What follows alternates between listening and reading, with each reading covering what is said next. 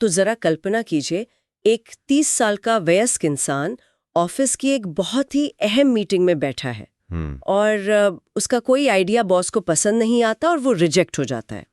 जो कि बहुत आम बात है। बिल्कुल, लेकिन अचानक वो व्यक्ति अपना लैपटॉप जोर से मेज पर पटकता है, चिल्लाने लगता है और गुस्से में दरवाजा धड़ाम से बंद करके बाहर निकल जाता है। अरे बाप रे। हाँ, और हम लोग इसे आमतौर पर खराब बर्ताव, ईगो या गुस्सा का नाम दे देते हैं। लेकिन क्या हो अगर मैं कहूं कि हम असल में किसी वयस्क को देख ही नहीं रहे हैं? मतलब शारीरिक रूप से तो वो वयस्क ही है। शारीरिक रूप से हाँ, पर मानसिक रूप से क्या हो अगर वो इंसान आज भी एक 3 साल का बच्चा है जो बस एक बड़े शरीर में फंसा हुआ है। ये बहुत ही गहरा विचार है। मतलब अगर हम इसे मेडिकल नजरिए से देखें। हाँ बिल्कुल, क्योंकि आमतौर पर जब हम किसी शारीरिक चोट की बात करते हैं तो वहां एक तरह की सटीकता होती है, लाइक एक इंजीनियरिंग समस्या की तरह। सही कहा। जैसे अगर हाथ टूट गया है तो डॉक्टर एक्सरे मशीन में उस टूटी हुई हड्डी को एक सफेद रेखा के रूप में देखकर कह सकता है, देखिए समस्या यहाँ है, हम प्लास्टर से ठीक कर देंगे। बिल्कुल, शारीरिक चिकित्सा में चीजें बहुत ही स्पष्ट और मतलब बाइनरी होती हैं। या तो हड्डी टूटी है या नहीं टूटी है, या तो शरीर में कोई वायरस है या नहीं है। इसका एक सीधा प्रोटोकॉल होता है। और सच कहूं तो इसमें एक तरह का सुकून भी है। हम इंसानों को चीजें स्पष्ट रूप से देखना बहुत पसंद है। श्रेणियों में बांटना आसान लगता है। हाँ, लेकिन जब हम इंसानी दिमाग, भावनाओं और बचपन के विकास की दुनिया में कदम रखते हैं तो अचानक वो एक्सरे मशीन काम करना बंद कर देती है। बिल्कुल काम नहीं करती। हम एक ऐसे मनोवैज्ञानिक परिदृश्य को देख रहे होते हैं जो बहुत ही धुंधला, जटिल और कई परतों वाला है। और मनोविज्ञान की दुनिया में से ही निदानात्मक जटिलता या डायग्नोस्टिक मडी वाटर्स कहा जाता है। आप किसी की भावनाओं को किसी थर्मामीटर से नहीं माप सकते। हाँ, कोई पैमाना नहीं है। बिल्कुल। एक ही व्यवहार के पीछे 100 अलग-अलग मनोवैज्ञानिक कारण हो सकते हैं और यही चीज इसे इतना चुनौतीपूर्ण बनाती है। ठीक है, आइए इसे विस्तार से समझते हैं, क्योंकि आज के हमारे इस गहन विश्लेषण या डीप डाइव का उद्देश्य भी यही है। बिल्कुल। हम आज अपने स्रोत, दस्तावेजों और शोध के आधार पर एक ऐसी चीज की परतों को उधेड़ रहे हैं जो बचपन में बहुत ही सामान्य और यहाँ तक कि मासूम सी लगती है। यानी बच्चों के नखरे? हाँ, बच्चों के नखरे, उनका जमीन पर लौट जाना या गुस्से का आवेश, जिसे हम टेंट्रम्स कहते हैं। बचपन में किसी खिलौने के लिए जोर जोर से रोना तो हर घर की कहानी है। हर माता पिता ने ये देखा है। सही कहा, लेकिन हमारे स्रोत स्पष्ट रूप से एक बहुत ही गहरी चेतावनी देते हैं। वे बताते हैं कि अगर इन नखरों को बचपन में ठीक से प्रबंधित करना नहीं सिखाया गया तो वो आगे चलकर बहुत खतरनाक हो सकता है। बिल्कुल, वो सिर्फ एक बचपन की आदत नहीं रह जाती, ये एक ऐसे टाइम बॉम्ब में बदल जाती है जो वयस्क होने पर व्यक्ति के मानसिक स्वास्थ्य, करियर और यहाँ तक कि पूरे समाज के लिए गंभीर खतरा बन सकती है। यहाँ सबसे दिलचस्प बात यह है कि बच्चों में गुस्से का आवेश या नखरे दिखाना उनके विकास का एक पूरी तरह से स्वाभाविक हिस्सा है। मतलब इसमें कुछ गलत नहीं है? बिल्कुल नहीं। जब एक बच्चा 2 या 3 साल का होता है तो उसका दिमाग बहुत तेजी से चीजों को प्रोसेस कर रहा होता है, लेकिन उसके पास अपनी हताशा व्यक्त करने के लिए शब्दों की कमी होती है। वो अपनी बात समझा नहीं पाते। सही कहा। उनका प्रीफ्रंटल कॉर्टेक्स, जो दिमाग का वो हिस्सा है जो तर्क और भावनाओं को कंट्रोल करता है, वो अभी पूरी तरह विकसित नहीं हुआ है। अच्छा, तो वो अभी अंडर कंस्ट्रक्शन है। एकदम सही। इसीलिए जब उसे कुछ समझ नहीं आता या उसकी बात नहीं मानी जाती तो वो रोता है, चिल्लाता है या हाथ पैर मारता है। ये बायोलॉजिकल है। और उन्हें शांत करना नहीं सिखाया जाता। यानी जब माता पिता कुछ नहीं करते। हाँ, जब केयर गिवर्स इस मौके का इस्तेमाल बच्चे को सेल्फ रेगुलेशन सिखाने के लिए नहीं करते तो उस बच्चे का भावनात्मक विकास एक तरह से उसी बिंदु पर फ्रीज हो जाता है, मतलब वहीं रुक जाता है। तो एक तरह से हम ये कह सकते हैं कि ये किसी कंप्यूटर प्रोग्राम के सॉफ्टवेयर बग की तरह है। अरे ये बहुत ही बढ़िया एनालॉजी है। मतलब कल्पना कीजिए, जब कोई नया सॉफ्टवेयर लिखा जा रहा था, यानी जब बच्चे का शुरुआती विकास हो रहा था, तब कोड में एक छोटा सा बग आ गया। उस समय जब सिस्टम बहुत बेसिक था, वो बग ज्यादा बड़ा नहीं लगा। शायद सिस्टम ने उसे इग्नोर कर दिया। हाँ, क्योंकि तब बच्चा छोटा था। बिल्कुल, लेकिन सालों बाद जब वो सॉफ्टवेयर अपना फाइनल वर्जन बन चुका है, उसमें हजारों जटिल फाइलें हैं, मतलब जब बच्चा एक वयस्क बन चुका है, तो वो छोटा सा बग पूरे सिस्टम को बार बार क्रैश कर रहा है। एकदम सटीक। वो व्यक्ति जब भी किसी मुश्किल स्थिति या एरर का सामना करता है, उसका पूरा सिस्टम ठप हो जाता है। ये न्यूरोलॉजिकल स्तर पर वास्तव में यही हो रहा होता है। जिन वयस्कों ने बचपन में अपनी भावनाओं को नियंत्रित करना या हताशा का सामना करना नहीं सीखा, उनके पास कठिन परिस्थितियों से निपटने के लिए कोई अपडेटेड सॉफ्टवेयर होता ही नहीं है। तो वे पुराने वर्जन पर ही चलते रहते हैं। बिल्कुल, उनके पास कोई परिपक्व तरीके होते ही नहीं है। जब जीवन उनके सामने कोई चुनौती पेश करता है तो उनका दिमाग तुरंत उसी पुराने डिफॉल्ट कोड पर वापस चला जाता है। इसलिए जब उन्हें किसी बात पर निराशा होती है तो वो अनजाने में उसी 3 साल के बच्चे वाली प्रतिक्रिया देते हैं। जोर जोर से बहस करना, आक्रामकता दिखाना या चीजें फेंकना। लेकिन यहाँ एक बात की मुझे थोड़ी खटक रही है। मतलब क्या ये सिर्फ भावनाओं को न संभाल पाने की बात है? क्योंकि स्रोतों में एक शब्द बार बार आ रहा है, एंटाइटलमेंट या विशेषाधिकार की भावना। एंटाइटलमेंट। हाँ, एक बच्चा जो सिर्फ अपनी भावनाओं से जूझ रहा है, वो अचानक से ये कैसे मानने लगता है कि पूरी दुनिया को उसके इशारों पर नाचना चाहिए? ये छलांग कैसे लगती है? ये बहुत ही महत्वपूर्ण सवाल है और ये सीधा उस सॉफ्टवेयर बग के नतीजे से जुड़ा है। देखिए, जब बचपन में बच्चा नखरे दिखाता है तो अक्सर माता-पिता शांति बनाए रखने के लिए या सार्वजनिक जगह पर शर्मिंदगी से बचने के लिए, बिल्कुल, वे तुरंत उसकी मांग पूरी कर देते हैं। बच्चा रोया और उसे चॉकलेट मिल गई। इसका मतलब है कि दिमाग ने एक पैटर्न सीख लिया। अगर मैं जोर से चिल्लाऊंगा और तमाशा करूंगा तो मुझे वो मिल जाएगा जो मैं चाहता हूं। ओह, तो उन्हें नहीं सुनना कभी सिखाया ही नहीं गया।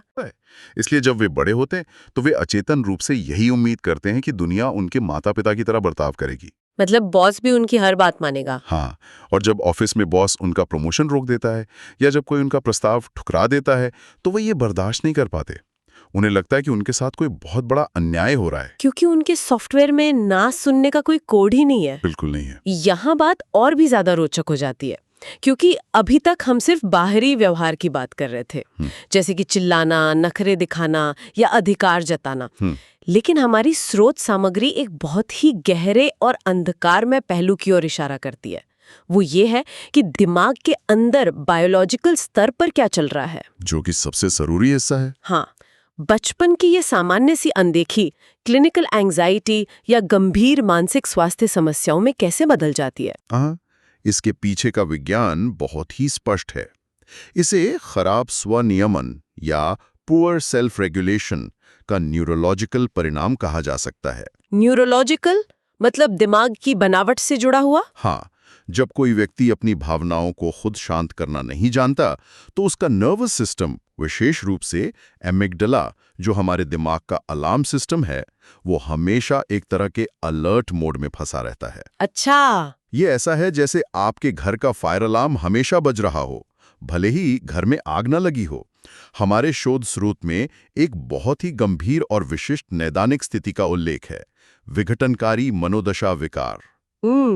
विघटनकारी मनोदशा विकार। हाँ, जिसे अंग्रेजी में डिसरप्टिव मूड डिसरेगुलेशन डिसऑर्डर या संक्षेप में DMDD कहा जाता है। रुकिए, मुझे इस DMDD के बारे में थोड़ा और गहराई से समझना है। ये नाम ही अपने आप में काफी भारी और डरावना लगता है। ये है भी। क्या ये सिर्फ एक ऐसा व्यक्ति है जिसका मूड अक्सर खराब रहता है, या ये उससे कुछ ज्यादा है? ये सामान्य खराब मूड से बहुत बहुत आगे की चीज है। आसान शब्दों में समझे तो जब बचपन के अनियंत्रित नखरों को उनके हाल पर छोड़ दिया जाता है तो दिमाग का वो हिस्सा जो भावनाओं को वापस नॉर्मल या बेसलाइन पर लाता है, वो विकसित ही नहीं हो पाता। मतलब उनका कोई नॉर्मल मोड होता ही नहीं है? बिल्कुल। एक सामान्य व्यक्ति का बेसलाइन मूड शांत होता है, लेकिन DMDD से पीड़ित व्यक्ति का बेसलाइन मूड एक पुरानी और स्थायी चिड़चिड़ाहट या क्रॉनिक इरिटेबिलिटी का होता है। बाप रे! वे हमेशा अंदर से उबल रहे होते हैं। वे एक उबलते हुए बर्तन की तरह होते हैं जिसमें बस एक और बूंद गिरने की देर होती है और वो छलक जाता है। कोई भी छोटी सी बात उन्हें भड़का सकती है। हाँ, बहुत छोटी छोटी बातें, जैसे ट्रैफिक सिग्नल का लाल होना या इंटरनेट का 2 सेकंड के लिए धीमा होना, ये उनके अंदर गुस्से का इतना बड़ा विस्फोट कर सकती हैं जो स्थिति के हिसाब से बिल्कुल अतार्किक होता है। मतलब इंटरनेट धीमा होने पर लैपटॉप तोड़ देना? बिल्कुल। ये सिर्फ एक खराब व्यवहार नहीं है, ये एक वास्तविक मानसिक और न्यूरोलॉजिकल संघर्ष है जहां व्यक्ति का अपने ही नर्वस सिस्टम पर कोई नियंत्रण नहीं रहता। ये पहलू मुझे इसलिए बहुत परेशान करता है क्योंकि अक्सर समाज में हम ऐसे लोगों को टॉक्सिक या बुरे इंसान का लेबल देकर किनारे कर देते हैं। बहुत आसानी से जज कर देते हैं। हाँ, लेकिन आपने जो समझाया उससे ये स्पष्ट है कि वे सिर्फ दूसरों के लिए मुश्किलें पैदा नहीं कर रहे हैं, बल्कि अंदर ही अंदर वे खुद एक बहुत ही भयानक स्थिति में जी रहे हैं। उनका अपना दिमाग उनके लिए एक जेल बन चुका है। बिल्कुल सही कहा आपने। वे लगातार एक मानसिक तनाव यानी क्रॉनिक स्ट्रेस में जी रहे हैं, जिसके कारण उनके शरीर में कॉर्टिसोल जैसे स्ट्रेस हार्मोन का स्तर हमेशा बढ़ा रहता है और इसका सीधा असर उनके पूरे बाहरी जीवन पर पड़ता है। और यही वो जगह है जहां स्रोत सामग्री इस आंतरिक उथल-पुथल के बाहरी परिणामों को समझाती है। अगर किसी के अंदर ऐसा ज्वालामुखी लगातार उबल रहा है, तो जाहिर सी बात है कि उसका लावा बाहर भी गिरेगा। हाँ, आसपास की चीजों को जलाएगा ही। बिल्कुल। ये उस व्यक्ति के बाहरी जीवन, उसकी रिश्तों, उसके करियर और यहाँ तक कि पूरे समाज को कैसे अपनी चपेट में लेता है, स्रोत इसे बहुत ही विस्तार से समझाते हैं।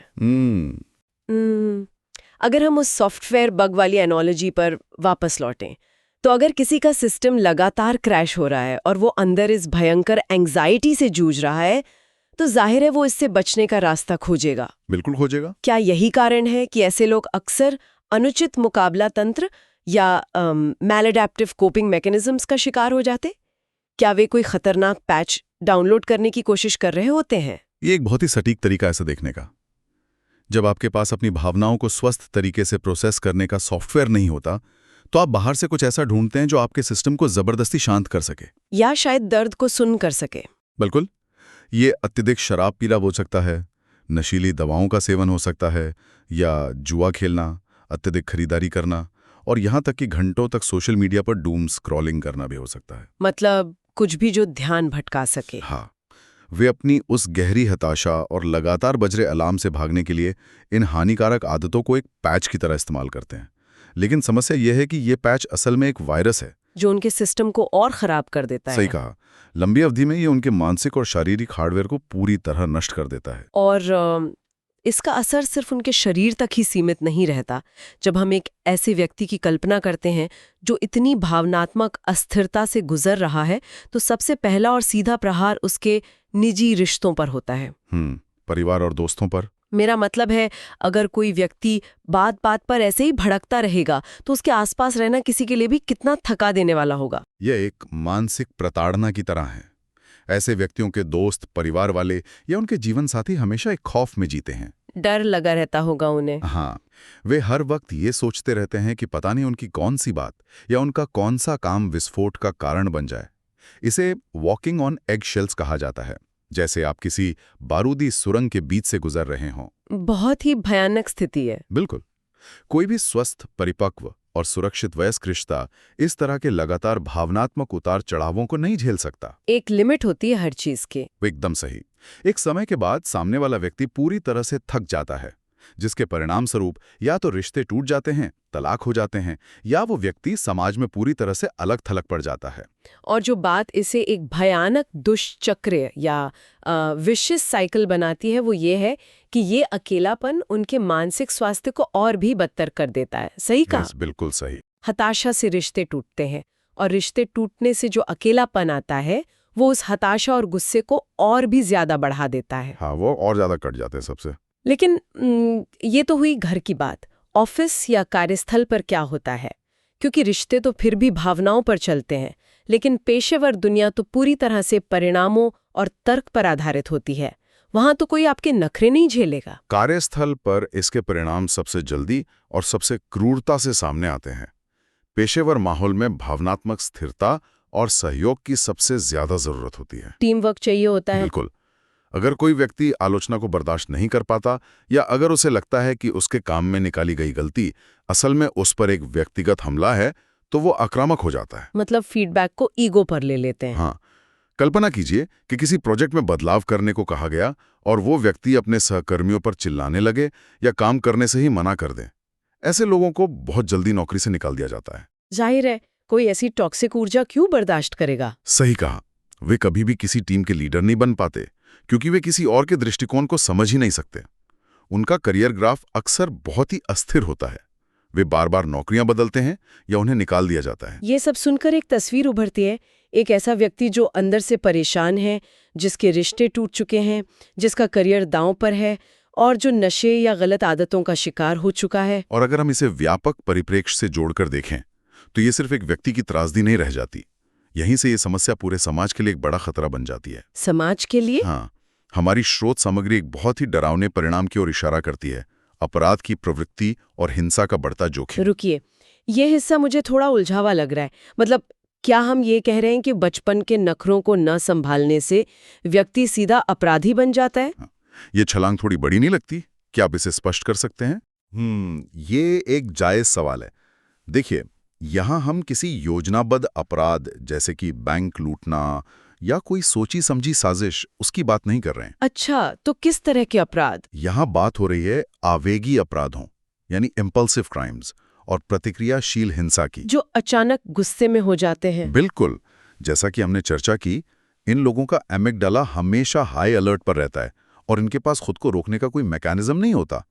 तो जब ये सड़क पर गाड़ी चला रहे होते हैं और कोई दूसरी गाड़ी अचानक सामने आ जाती है तो एक सामान्य व्यक्ति ब्रेक लगाएगा और शायद थोड़ा झल्लाएगा। हाँ, लेकिन भावनाओं पर नियंत्रण न रखने वाला व्यक्ति इसे एक भयानक अपमान मान लेता है।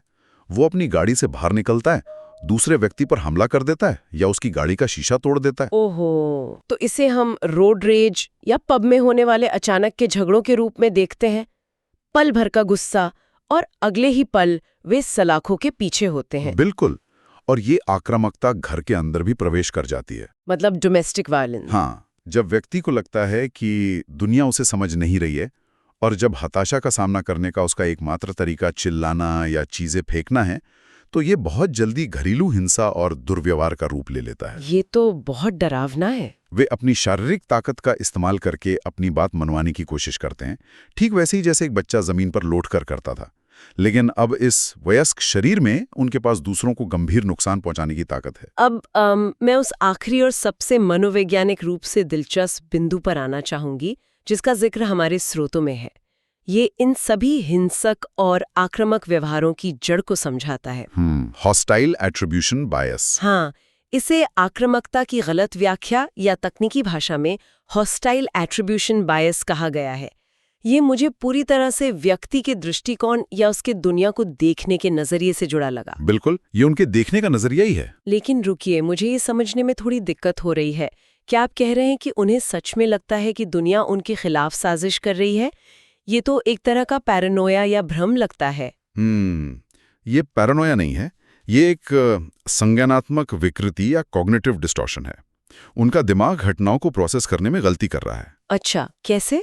इसे ऐसे समझिए, हॉस्टाइल एट्रीब्यूशन बायस का मतलब है कि व्यक्ति तटस्थ या न्यूट्रल घटनाओं को या अनजाने में हुई घटनाओं को जानबूझकर किए गए हमले के रूप में देखता है। मतलब हर चीज उन्हें अपने खिलाफ लगती है। हाँ, उनके चश्मे का रंग ही ऐसा हो गया है जहां हर चीज उन्हें अपने खिलाफ एक खतरे की तरह दिखती है। क्या आप इसका कोई रोजमर्रा का उदाहरण दे सकते हैं? ये दिमाग में कैसे काम करता है? जरूर।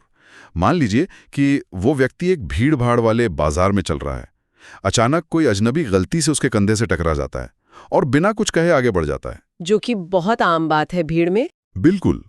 अब एक परिपक्व और नियंत्रित दिमाग वाला व्यक्ति सोचेगा, शायद सड़क पर बहुत भीड़ है या वो व्यक्ति किसी जल्दी में होगा, ये एक साधारण सी दुर्घटना थी, बात वहीं खत्म हो जाती है। अब इग्नोर करके आगे बढ़ जाते हैं।